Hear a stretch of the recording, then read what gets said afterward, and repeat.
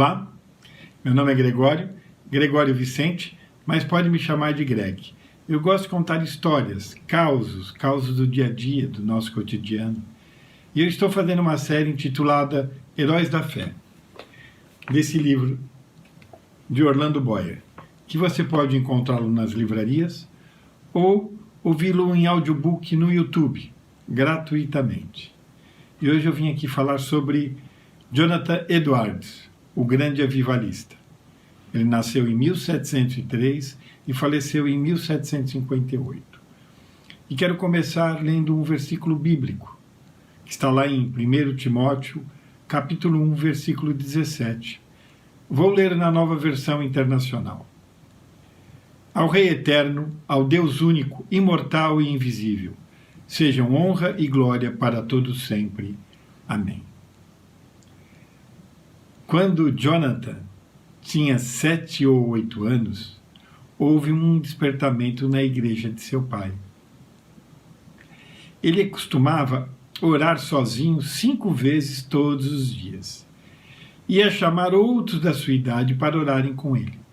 De sua recordação, ao ler a Bíblia, era sentir a presença de Deus e seu coração arder nesse texto que acabamos de ler.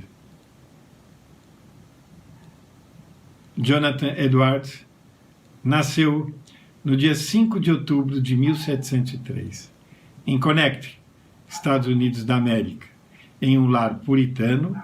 Foi o único filho, homem de 11 crianças, do casal Timothy e Sarah Waters. Seu pai foi pastor de uma única igreja por um período de 64 anos. Ele foi educado pelos pais com grande amor e rigor, pois eles, sendo puritanos, o estimulavam a estudar a Bíblia especialmente, e outros livros de teologia e línguas antigas, como o latim, o grego e o hebraico. Jonathan, aos 13 anos de idade, começou sua formação no Yale College e se formou 3 anos depois. Ele era um jovem muito inteligente, a ponto de, aos 14 anos de idade, após uma leitura do ensaio de John Locke sobre o entendimento humano, se esmerou no seu desenvolvimento intelectual. Acima de tudo, o mais importante, certamente, eram os seus estudos nas Sagradas Escrituras diariamente. Criou o hábito de fazer caminhada, aos quais usava para pensar e passava para o papel todos os seus pensamentos e reflexões. Ou seja, essas anotações deram fase se tornarem base para os seus sermões e textos mais tarde. Posteriormente à sua diplomação, deu continuidade aos seus estudos na Yale. Depois de 2 anos, foi então separado para o ministério. Foi aonde ele escolheu a sua profissão. Foi também para a cidade de Northampton ajudar o seu avô na comunidade local, na igreja local, como pastor auxiliar. Foi nessa altura que seu biógrafo escreveu acerca de seu costume de dedicar certos dias para jejuar, orar e examinar-se a si mesmo. Como resultado dessa dedicação ao relacionamento com o Espírito Santo, alguém se referiu a Edwards, que eu vou ler o que está no livro de Boyer. Sua constante e solene comunhão com Deus, em secreto, fazia com que o rosto dele brilhasse perante o próximo, e sua aparência, semblante, palavras e todo o seu comportamento eram acompanhadas por seriedade, gravidade e solenidade. Como seria bom se a gente participasse de tantas horas com o Espírito Santo, para que as pessoas vissem isso em nós, não é verdade? Posteriormente à sua confirmação ministerial, aos 24 anos, casou-se com Sarah. filha de um pastor, também puritano, e desse enlace nasceram 11 filhos, assim como era a sua família, porque ele era um menino entre 10 irmãs, e aqui ele teve 11 filhos. Da mesma forma que seu marido, Sara, costumava passar 13 horas com ele. Jonathan orava todo esse tempo, estudando e orando. A sua fiel esposa e ajudadora em tudo passava diariamente a o acompanhar em oração. Mas depois de um grande dia de trabalho e da sua última refeição, ele passava 1 hora com a sua família, com seus 11 filhos e a sua esposa. Depois, em seu ministério, passou a constatar as doutrinas de que a igreja havia esquecido, algumas delas, e quais que Eduardo começou a ensinar e a observar de novo com manifestações tão sublimes. Foi o do novo nascimento. Portanto, com o resultado dessa observância, Jonathan proferiu uma série de sermões sobre justificação somente pela fé. E em novembro de 1734, com 31 anos de idade, o resultado foi um grande avivamento em Northampton, período em que mais de 300 pessoas fizeram profissão de fé. Num evento conhecido como o Grande Despertamento, o famoso sermão de Edwards foi "Pecadores nas mãos de um Deus irado". Esse sermão fez com que as pessoas se segurassem nas cadeiras e nas colunas da sua comunidade, da sua igreja, para que não fossem tragadas pelo inferno, de tanto arrependimento dos seus pecados.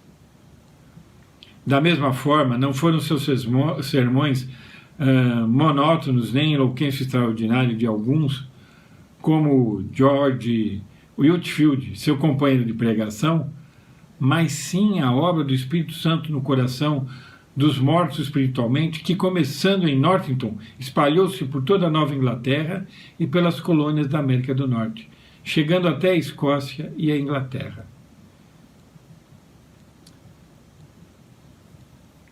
Certamente é que na Nova Inglaterra começou em 1740 um dos maiores avivamentos dos tempos modernos.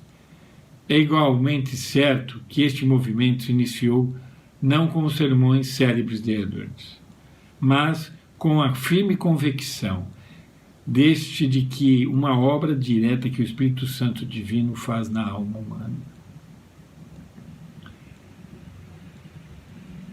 Edwards veio a falecer em 1758. Depois de participar na sua comunidade por vários anos, a sua comunidade o demitiu. Ele foi despedido. Ele foi passar alguns anos na Universidade de Yale, convidado para ser ali presidente do centro acadêmico. Mas, nesse ano, no experimento de uma vacina para a varíola, ao qual foi imunizado, mas, por causa dos percalços dessa vida e dos efeitos colaterais, ele veio a falecer. Quero ler o que Orlando Boyer, em seu livro, descreveu. Em conclusão sobre o tempo que passou 54 anos na Terra, sua vida ceifada por uma nova doença, a varíola, um de seus biógrafos deixou registrado: em todo o mundo onde se fala o inglês, era considerado o maior erudito desde os dias do apóstolo Paulo ou de Agostinho.